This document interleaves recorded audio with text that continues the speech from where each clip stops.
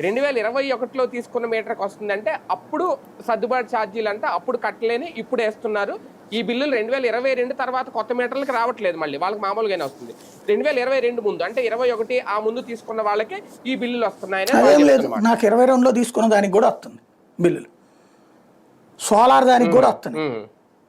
Solar ద్వారా నేను power ఇస్తున్నా గవర్నమెంట్కి, కానీ నాకు ఎదురు వస్తుంది బిల్లు.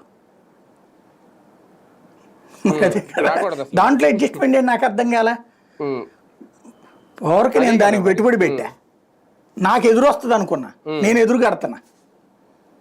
ఏంటంటే అట్లా తయారైపోయింది అంతే. నువ్వు ఇప్పుడు అంటే ఇంకా బాధ ఏం లేదు, వాళ్ళు దాంట్లో ఈ కార్పొరేట్ సంస్థలు ఏవైతే అంటే ఈ ప్రొడక్షన్ సెంటర్లు ఏవైతే ఉన్నాయో వాళ్ళకి ఇప్పుడు చిన్న ఎగ్జాంపుల్ ఏంటంటే పవర్ డిపార్ట్మెంట్లో సీనియర్లతో మాట్లాడితే తెలిసిపోతుంది మీకు.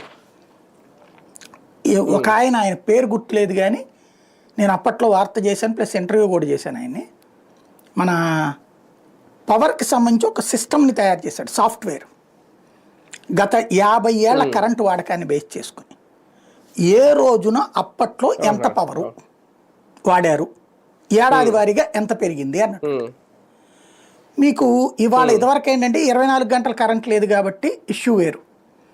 ఈ 24 గంటల కరెంట్లు వచ్చాక కూడా డేటా ఉంది కదా అక్కడ.